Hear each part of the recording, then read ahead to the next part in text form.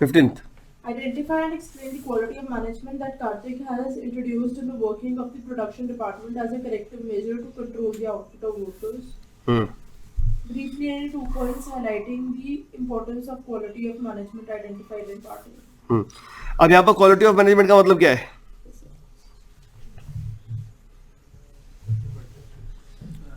नहीं, इसी को समझ लेते हैं ना. क्वेश्चन क्या बोल रहा है? आइडेंटिफाई करना है, explain the quality of management that Kartik has introduced in the working of the production department. क्या किया उसने क्वालिटी ऑफ मैनेजमेंट के लिए? मतलब क्या है, मैनेजमेंट की बात हो रही है, अच्छे मैनेजमेंट की बात हो रही है ना. तो अच्छे मैनेजमेंट के फीचर्स क्या होते हैं? बोलो, क्वेश्चन बोलो बेटा. Karthik joins a garment factory as a plant supervisor in Lucknow. He observes that the output of some workers is very low as compared to the standards set for their performance. On analyzing the reasons for the same, he finds out that a lot of the time the workers is wasted in getting the requisite material issued from the store. बेटा पहले तो इस point को ना star point बना लो एक बार जरा, तो पूरा स्टार क्वेश्चन बना लो, है ना. स्टार क्वेश्चन बना लो. कोई इस क्वेश्चन की दिक्कत आती है कि ये क्वेश्चन क्या बोलना चाह रहा है.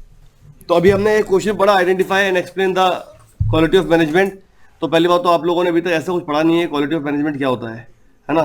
तो ये कह रहा है, बात कर रहा है मैनेजमेंट की, और कह रहा है कि आपको बताना है कि उसने क्या चीज़ यहाँ पर मैनेजमेंट पूरा चैप्टर हो गया हमारा. उस चैप्टर में बताना है क्या चीज़ उसने यहाँ पर अप्लाई की है, किस चीज़ को लेकर इंडिकेशन हमें मिल रहा है. बोलो बेटा. क्या उसने फंक्शन ऑफ मैनेजमेंट मांगे? नहीं, तो उसको लेके कंफ्यूज हमें होना नहीं है. फंक्शन ऑफ मैनेजमेंट के अलावा और क्या होता है? नेचर. क्या होता है? नेचर भी उसने बोला नहीं है ना. इंपॉर्टेंस, तो इंपॉर्टेंस तो अलग से नीचे वाले पॉइंट पे अलग से हाईलाइट कर दी है. इंपॉर्टेंस क्वालिटी की इंपॉर्टेंस बतानी है. किस चीज़ की बतानी है?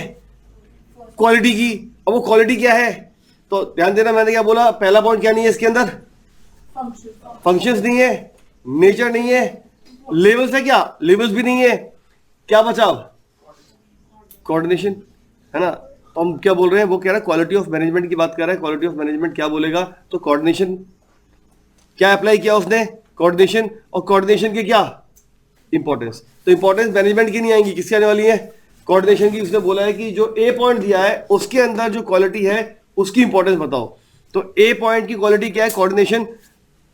अब ऊपर से पकड़ते हैं कैसे है कोऑर्डिनेशन. हाँ जी. Karthik joins a garment factory as a plant supervisor in Lucknow. He observes that the output of some of the workers is very low as compared to the standards set for their performance. हाँ भाई, क्या बोल रहा है कि जो standard set किए गए थे वो अचीव नहीं हो पा रहे थे. यानी कि हम कह सकते हैं कि एफिशिएंसी थी या नहीं थी, स्टैंडर्ड अचीव नहीं हो पा रहे. ये तो नहीं बोला टाइम पर हुए नहीं हुए, वो कह रहा है अचीव नहीं हो पा रहे हैं. तो स्टैंडर्ड कैसे हो सकते हैं? ये मे बी इफेक्टिवनेस भी वो इनफेक्टिव हो, मे बी इनएफिशिएंट हो. क्या है हमें नहीं पता अभी, बस ये कह रहा है कि हम टारगेट अचीव नहीं कर पा रहे थे. हाँ जी. On analyzing the reasons for the same, he finds out that a lot of time of the workers is wasted in getting the requisite materials issued from the store. Whereas on asking the store, इसका मतलब क्या हुआ? Integration में problem थी. हाँ भाई, दो department के इंटीग्रेशन में प्रॉब्लम थी यहाँ पर. भाई स्टोर से जो उनको सामान लेना था, मटेरियल लेना था, उसमें प्रॉब्लम हो रही थी, यानी प्रॉपर इशू नहीं कर पा रहे थे. याद होगा मैंने बताया था आप लोगों को, जो इन्वेंट्री कंट्रोल होता है उसके लिए लीफो फीफो हीफो कुछ मेथड यूज किए जाते हैं, है ना. तो वो बेस्ट कंट्रोलिंग के लिए होता है कि एज पर जो भी गुड्स है उसके अकॉर्डिंगली डिसाइड होता है कि लीफो फीफो हीफो हमें कौन सा मेथड यूज करना चाहिए. लेकिन वो प्रॉपर तरीके से कंट्रोल नहीं हो पा रहा था. आगे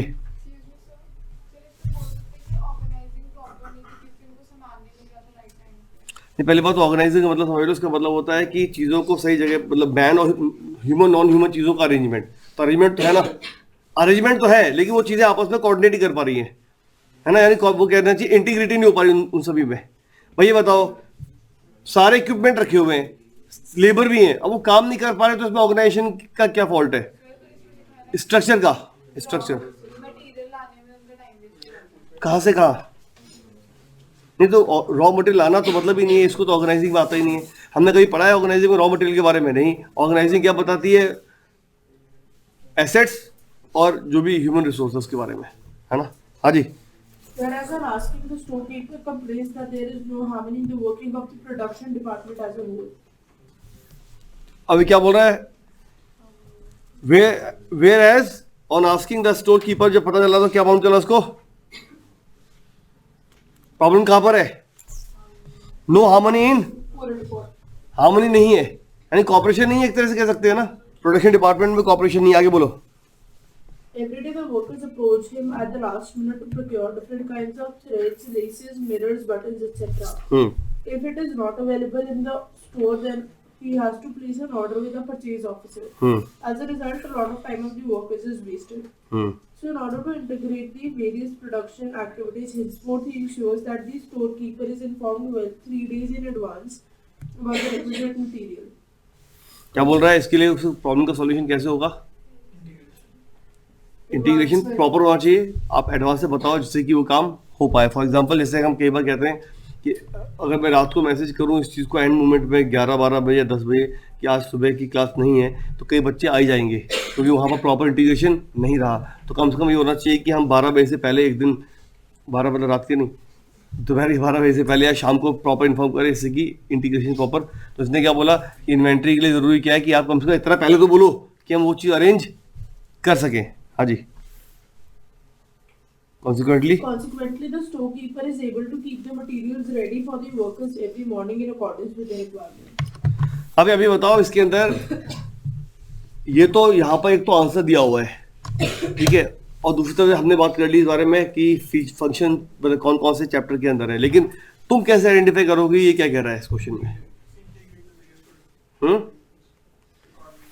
भाई यहाँ पर ज़्यादातर क्या मिला इस क्वेश्चन को पढ़ते हुए, पहले चैप्टर के कौन कौन से पॉइंट ऐसे हैं जो आप लोगों के दिमाग में हिट किए हैं जो कि आपको लगता है कि हो सकता है?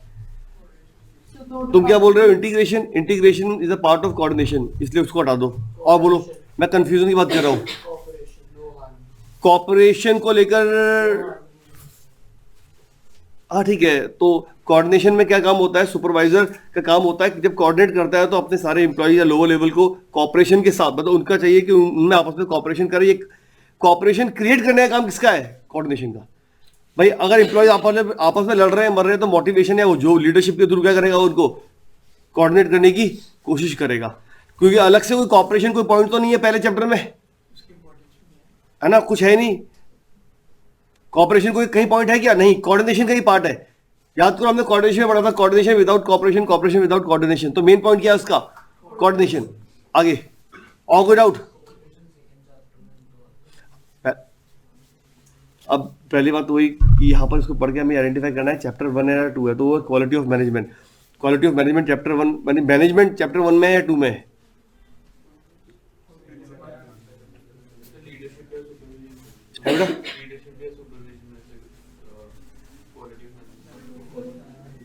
प्लान सुपरवाइजर, तो फिर वो सारा ये हैंडल करते हैं सिचुएशन।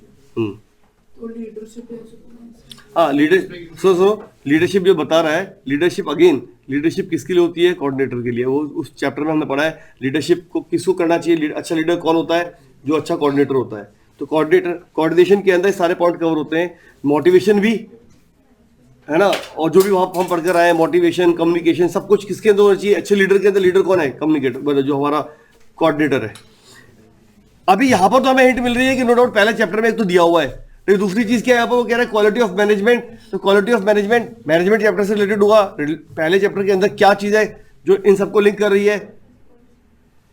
कोऑर्डिनेशन। तो हमारा काम क्या है? पहला तो ये आइडेंटिफाई करना है कि कौन सा चैप्टर है जिससे कि हमारी ना सोच पहले रुक जाए, है ना।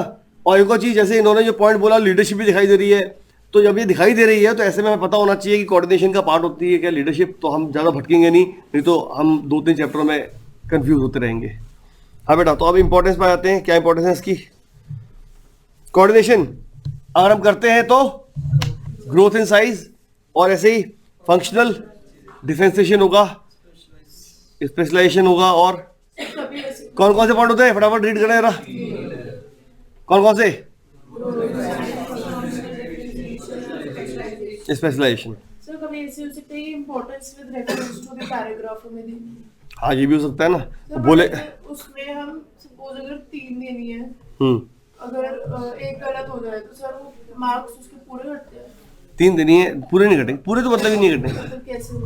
आधा। तुमने वो देखा नहीं है बाकी की स्कीम तुम्हें दी है, जो बाकी स्कीम देखी नहीं तुमने? बदतमीज, किसने देखी है? वो बदतमीज है, देखते नहीं है।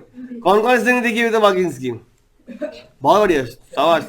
मार्किंग स्कीम क्या करनी है? क्या चीज? क्वेश्चन देते हैं ना। नहीं, ये गलत कह रहे हो। ऐसा है, जब आप मार्किंग स्कीम देखोगे तो आपको मालूम चलेगा क्या लिखने पे क्या मार्क्स मिलते हैं। तो उससे क्या होगा आपको, ये जैसे अभी इसने बोला, अगर वो बोल रहा है 2 पॉइंट, तुम 3 पॉइंट लिख रहे हो, 4 पॉइंट लिख रहे हो, कई बच्चे होते हैं कि ज्यादा लिख देता हूँ। सर जैसे ना हमें कंज्यूमर प्रोटेक्शन पे क्वेश्चन था दिसंबर वाले पेपर में, तो उसमें था कि other responsibilities of the consumer.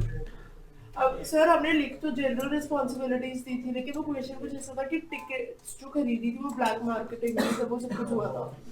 अब सर उसकी किस चैप्टर से रिलेटेड है ये बताओ पहले। कंज्यूमर प्रोटेक्शन अभी बात नहीं करते हैं, यहाँ से भटक जाएंगे नहीं तो। चलो